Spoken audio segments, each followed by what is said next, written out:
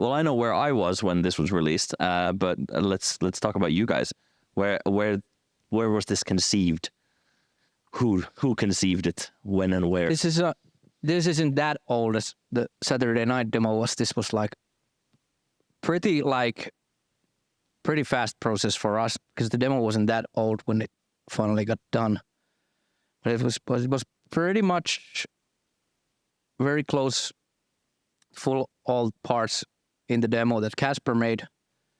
It had like the vocal melodies, a lot of it played with the piano. The middle section was something different, and the chorus melody. When now it has the hook, the like no no no no. I remember the 4 notes, that din din din din. They were like in a different part in the chorus. I think they were at the end, and they only came like once. And I was like meddling with the melody. It's like this is the hook. We need it in the middle, and we need it twice. And then the second time it needs to come 4 times because this is the hook.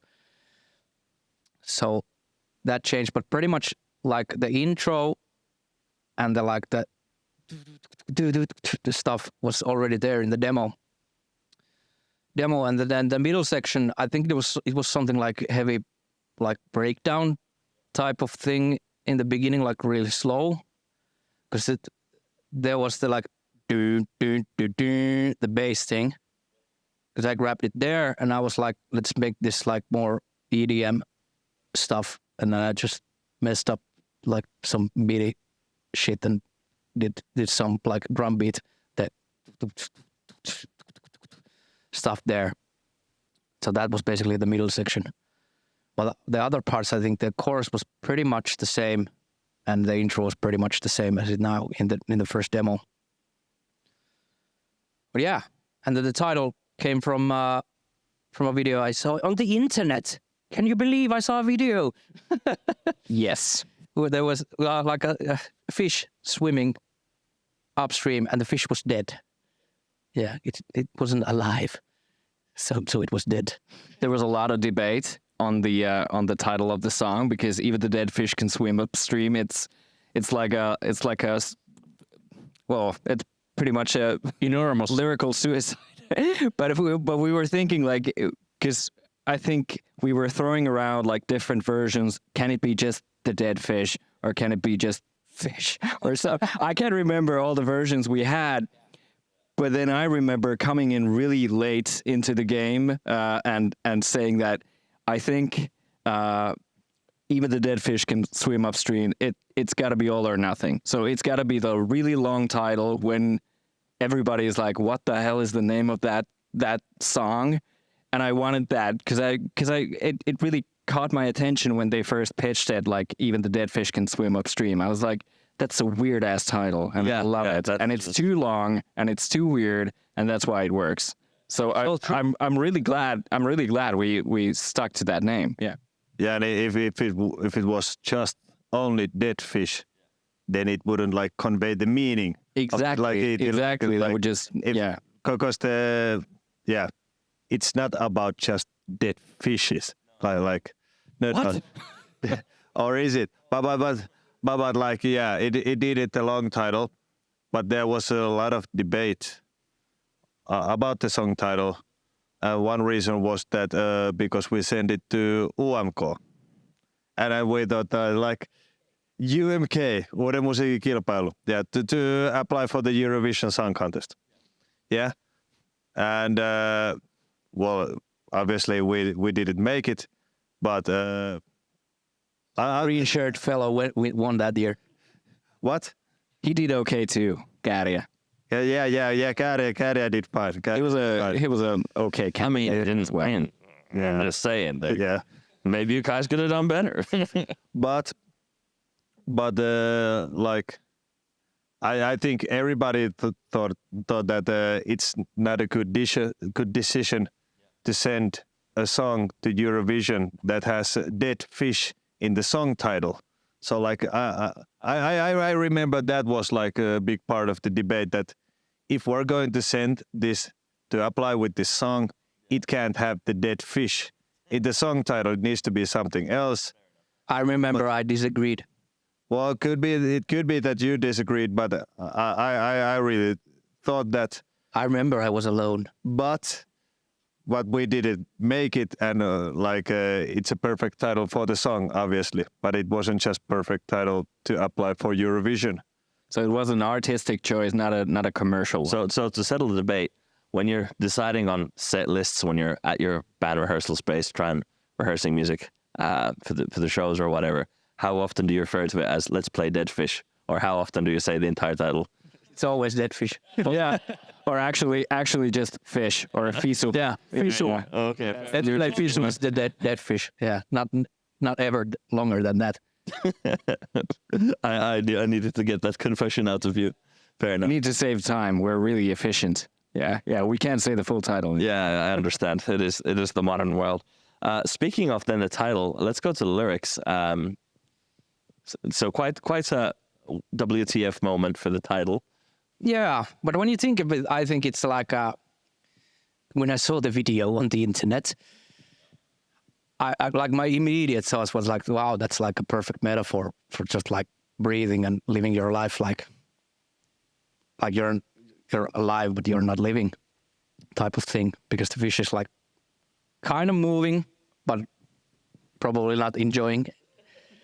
So that was like a immediate thought for me for like lyrical team. And at the time we were like coming out of Corona, then the war in Ukraine just started. Then I fell off with my bike. I broke both my elbows. So I kind of had like the thought process of the, like how does one want to live his life, or her, or something else. Maybe some self-healing and pushing through hardship as well in there. Yeah. So basically that's like the main theme in that song. Just to like try to make sure that you're actually living, not just like breathing and going forward and swimming upstream, because even the dead fish can do that. You don't want to be a dead fish. And then there's the starting lyric. No, it starts with the chorus, but the first verse is like 8,765 times. Does anybody remember where that number comes from? It was how many minutes there are in a year. Hours. Hours in a year. Sorry. Yeah. And that's an average. Average. Yeah, because it's like 65, and we have 365 days. If you multiply that with 24 hours, you're expecting an even number. Okay. Yeah. So, sure. but when you have that leap year in between, so in our basic year you have 8,760. But when you have the leap year, Okay, I see. I see. yes, Please elaborate more. yes. Would you like to know more? Yeah, but so like, because I always like, especially the screaming vocals, they're like a rhythm instrument. They have to hit. For me, at least, I don't listen to Deftones. Because every time someone plays Deftones, those lyrics doesn't like, they float too much in the music. Yeah, I like it. Of course, it's just my opinion. So in that verse, like I feel like I achieved like that. It locks into that groove perfectly with the lyrics and with the drum beat. And sometimes you have to use numbers. Words aren't enough. When words are not enough, use numbers. Yeah, but that's also rare in that song, because I had the title that even the dead fish can swim upstream. I had it first before like I even know where I'm going to use it. So you have to fit it in there, and luckily it fit perfectly like in the parts where it is now. But that's like very rare for me, at least, that I have the lyrics first and then I just trying to mold it to the song. Kind of playing a reverse jigsaw. Yeah, absolutely. I guess people do that, but not me. Yeah. That often. No, that feels weird songwriting-wise to do it that way, but it worked out great. Speaking of remembering where you were when the song came out, I was again driving to Central Ostrobothnia, and I was coming to see my girlfriend, and coincidentally she was in Kokkola, and you guys had a show there with Everchair, and it had just come out. Release party in Kokkola. Yeah, exactly. And I remember I listened to it like once, and I thought like, this is such a catchy song. I like all the main parts of the song. I like immediately stuck to it, and I think that's I think that's one of the strong parts of the songwriting is that it really takes the listener in my opinion. I think it really hooks. Because I remember when you played it live, I was like, I already know this song. Like That's what we played this was the second time we played in Mikkeli in the big festival show, and the Balance Breach, shout out to Mikkeli, guys said after the show that immediately they could sing along.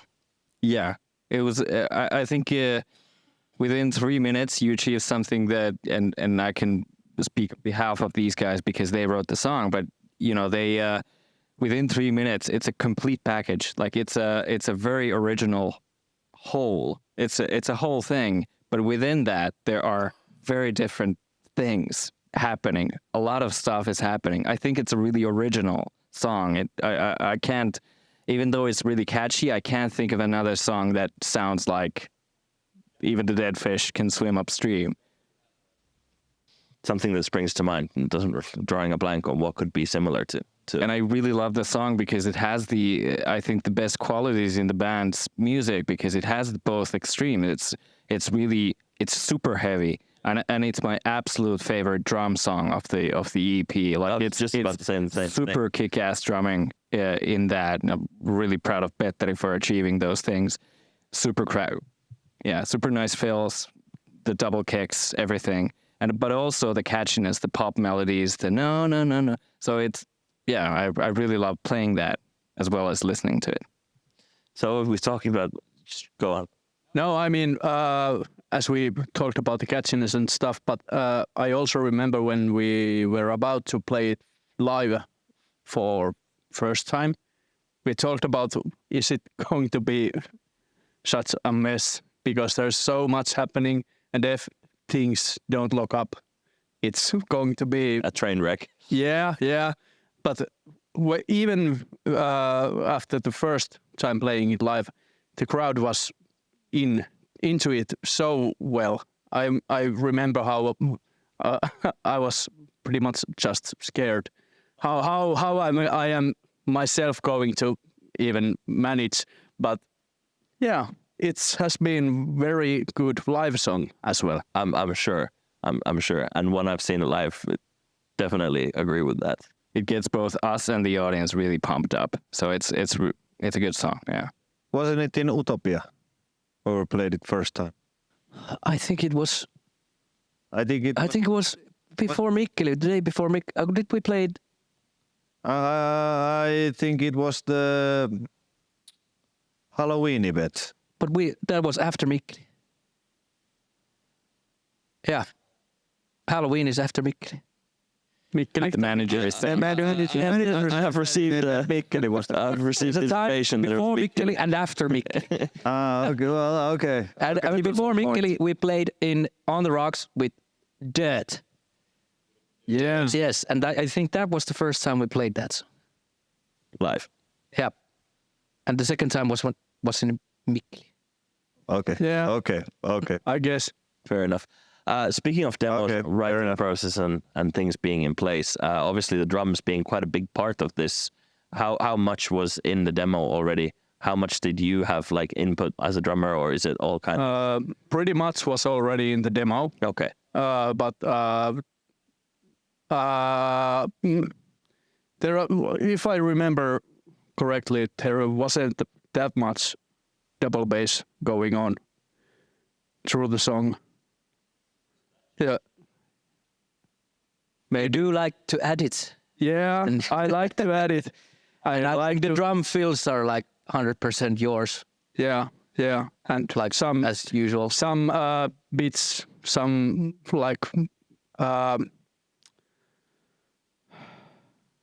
what's the word? Mausteet. Spices. Yeah. You like to spice it up. Yeah. Sauce it up. Something like that, yeah. Yeah, it's very common that when some of us write songs and we make the drums with MIDI maps and just put the dots in the place, but none of us who write the initial drum parts are a drummer. So you're making here should be kinda this of a feel, but then Petteri as a drummer like makes the feel like it's supposed to be played, and well, like like that's what I meant, but I didn't know how to write it. He makes it sound the natural MIDI score. because we don't play drums. We don't get that. Or we make like 2 fast blast beats and Or sometimes that's where Petteri says like, okay, I'm looking at the MIDI map. Am I supposed to have 3 arms? Like this is not 4 physically legs. possible to play this. Yeah, with my other band, it's the exact same thing. I write some drum parts, and I just say to the drummer, "Look, I know you're gonna do your own thing. Just try and keep the feeling," and he'll do it again. And with the other band, he goes right, and he grows a 3rd arm. And I was just about to ask. Petteri usually asks, "Am I supposed to use all my 3 arms?" No. Yeah. and it's and the MIDI maps, the drummer just goes, "I bet." But maybe a different genre of music in that sense. But that's super interesting. Favorite parts? Obviously, we've been mentioning the drumming. So maybe Petteri, what's your favorite part of the song? I think it is the party part. Yeah, where Ville has his Sweet bass moment. sweet bass moment, bass solo kind of. Yeah, no, I wrote myself way too hard bass solo. Like I like it's supposed to go like this, but it's a bit tricky. I need to work on that. But yeah. Which is not on the record. It's on the you play it live. Yeah, it's not on the record. Like when we play the song live, the mid section is much longer, and there is like space for bass solo. And yeah, I wrote myself way too hard bass solo, but I don't get trust with bass solos. yeah, but That's a great place. That's a great place for a bass solo. Did you do that in Kokkola? I don't remember. Nope. Yeah, because I don't remember. That was a later addition.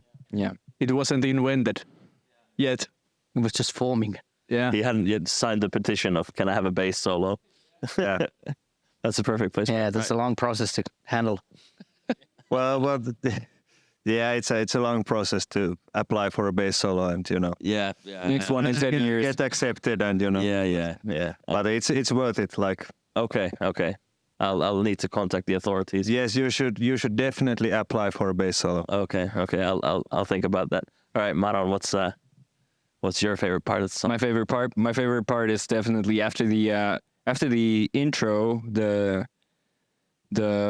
slow part, or not the slow part, but the quiet part, and you get like these fills, and there's just a tiny gap, and then there's the first verse starting with the super fast riffing and also the drum playing, and Matti's like growling vocals. I think that's just it still like puts the hair up on my arm because it's so fast and it's so surprising kind of. I think it really works well, and that's kind of the favorite moment in that song. Yeah. Also live, it's fun to play. Matti, do you have a favorite part? I think the title part, every time in the song, the title is said. Yeah. And it has also the heavy stuff always going on the background. So, yeah, I have to say that. Yeah. And also, I always say too, apparently, honorable mention when playing live, when they're like that, no, gang vocals come in, because then I can take a short break. Yeah. Singing. Yeah. Just fill in the lungs. Yeah. And run to the crowd. Yeah. What's your favorite part? Did you already? Yeah, I told already. Yeah. Sorry. Ville. For me, it has to be the second chorus, and like how it builds up to the second and last chorus, because the song has only 2 choruses.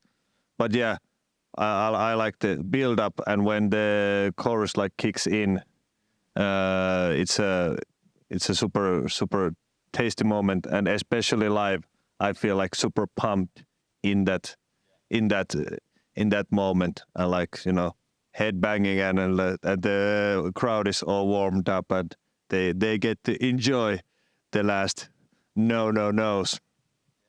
So yeah, I like that very much. Yeah. Yeah, I was gonna say that as well, but then I realized if I'm gonna say chorus on every single song, it's gonna just seem like I listen to the choruses, and now I fucked up the release order and the song title order. So yeah. They're really short songs, so you can actually listen to the other parts. I know, but I must say my favorite part is the first verse, just when it comes out the gate and it's just everything at max. It's the numbers, 8,765. Yeah, yeah. Wonder if those could work as the tab. Yeah, they could, absolutely. Yeah. Right. Any other things you want to add to Even the Dead Fishes Swim Upstream? I could mention, like I mentioned about the lyric stuff, that I had my both elbows broken when we recorded the vocals. I just watched some old videos of that. I was wasted from the painkillers. Like my eyes went like, I had such heavy medication, which I didn't realize back then. When I watched the video, I was like, woo, that dude is on drugs. He's sauced up. Yeah.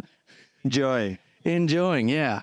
But I had my cast even back then. I remember I was in the vocal booth with thing in my arm. Yeah, good times. Painful to. Do you like type out or write out your lyrics? Because if your both elbows are broken, how do you? My left arm worked like a bit. I could use the remote and the keyboard a bit, and it was pretty like in a month or so, I could use the computer and actually finish the song, like around in September. Yeah, I fell down in August. Yeah, that was a mention of the recordings. Or do I put Ville on the spot and ask how was the super fast part on the bass was recorded? Oh yeah, because The 16 notes. Yeah, because before the first chorus, there's like this very fast like picked bass and yeah, and I'm not a pick player, but and I couldn't get it tight enough, so Kasper recorded that bass part, and I actually played the notes, but So you did it together. we did it together. But Kasper played the picking, the right hand on that one part of the song. So double effort there. It was double effort, yes, yeah, Maybe that's what's good because it's double the effort, double the goodness. yeah, yes. It's a strength, not a That's where the groove comes. yes, yes, Yeah, two people have to agree on the groove to make it that much more. yeah. Ouch! On the spot like that. Yeah, you know. Good reason. Just you guys, you handle bass player just sitting there and, Yeah, bass player was just sitting and watching the guitar. But we need to roast. Play bass. Fair enough. Might be deserved. Yeah, but it was that time. I can play it now. It's fine. But it was a tight schedule. It was too sudden when we recorded it, so I couldn't do it. But now I can do it. Another other thing, when I recorded the drums, then Matti told me after that we raised the tempo about 8 BPM or something, and I was just like, okay. Is it that much? Yeah, I think it was because I asked you if the energy has somehow raised. Yeah. Yes. Yes. Also the tempo, by the way. Yeah. Yeah. Yeah, that might be due to the tempo. Yeah. Yeah. But I was on drugs. Yeah. Some heavy drugs. Yeah. the medical kind, not the other kind. Yeah, the legal kind. Legal kind.